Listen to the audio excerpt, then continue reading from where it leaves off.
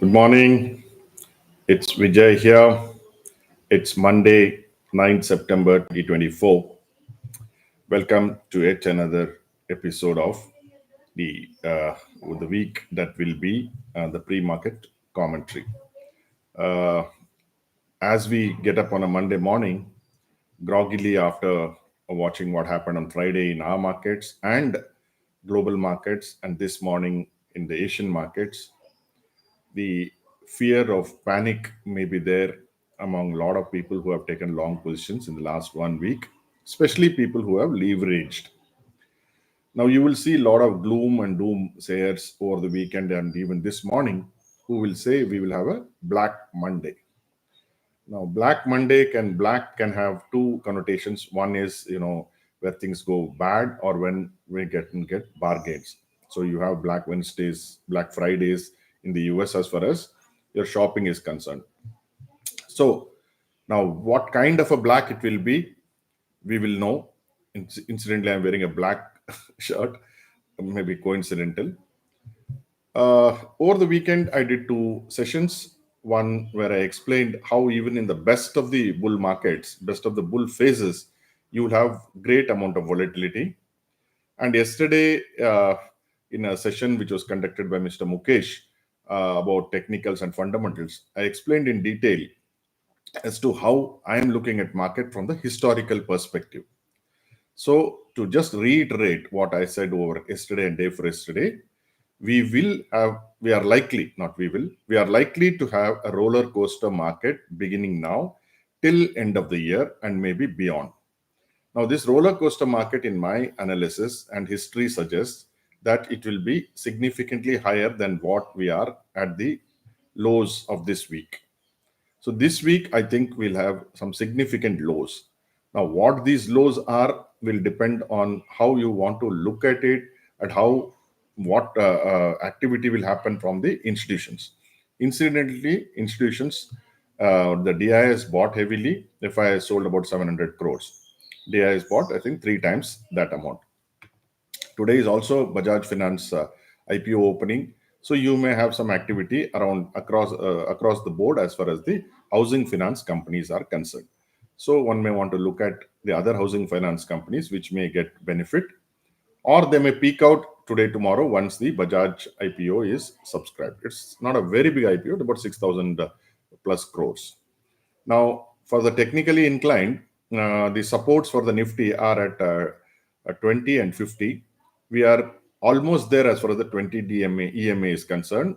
Right now, we are close to 24,850. 24,800 is the 20 EMA. Below that is 24,500. So that is the 50-day EMA. As far as the Bank Nifty is concerned, we have already broken 9, 20, and 50. Nifty, of course, has broken the 9 EMA.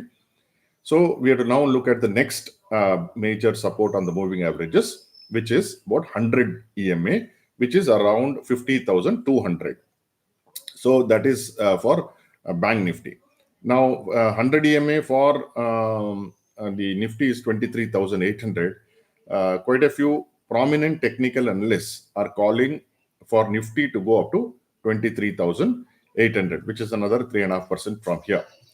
As I mentioned on the weekend, in the biggest bull market and the last phase of the bull market in 2007, we had 16 instances where on a weekly basis we went down or up by more than 4%. So if you take from what we have gone recently from there, say 4 to 5, 4.5% will be what is 23,800. That should not surprise, that should not scare the bulls. But whether we will go there or whether we will do a turnaround today at the 20 EMA, we will know as the day progresses. As far as data is concerned, there is nothing to fear for us to look at much deeper cuts than what we will see today or maybe even tomorrow. At least I am planning my strategy based on that line of thinking. Now on Friday, interesting thing happened while the while the Nifty and Bank Nifty and other sectors were down right from beginning. Small cap index actually made an all-time high, which many people might have missed.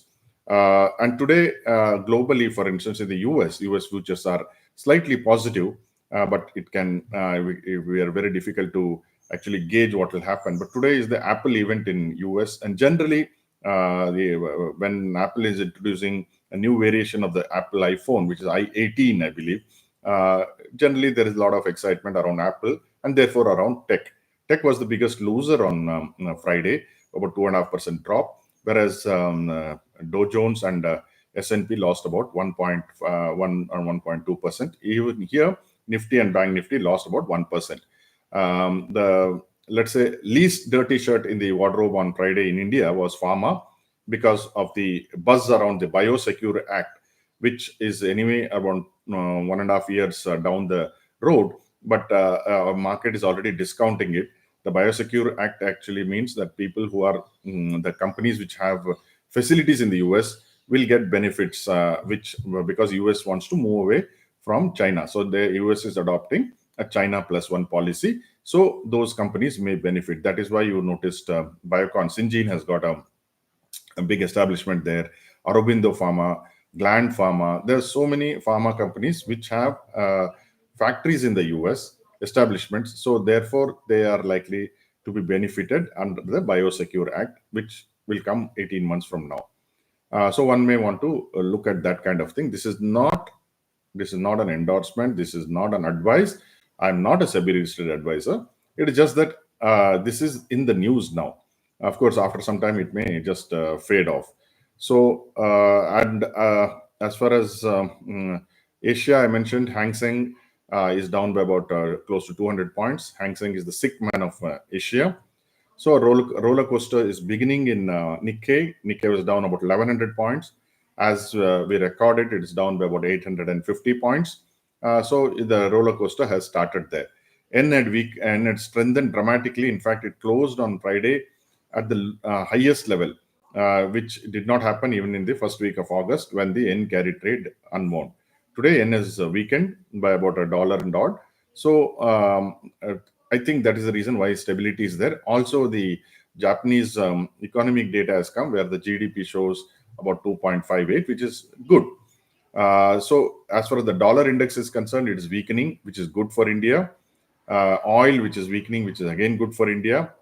So whatever rebound is getting sold into gold and silver. Gold has recently made an all-time high, so it is resting, while silver, as usual, is struggling like a good teenager. So what else is there? So today, our strategy still is BTFD. Right now, I've changed the definition. I've changed it last year itself. What was BTFD? It was not a very nice definition. I thought was a nice acronym, the full form of that. So I've changed in 2023. I changed it to BTFD, means buy today for Deepavali. So BTFD is buy today for Deepavali. And once Deepavali is crossed, I would again change it to buy today for December. Then after that, I will change it to buy today for Doomsday. So there will be, in my opinion, Doomsday happening somewhere in 2025. But today we are looking at buying today for Deepavali. I generally don't take any option positions. I don't put too much money in futures. Mostly my investments are the big place where I put most my money, and day trading, of course. So today, if as a day trader, I would like to wait for some time, look for stability in the market, and look at my regular list of scripts, which I anyway on Mondays I do it free of cost. I show it free of cost on my normal Telegram group called Market Mirror.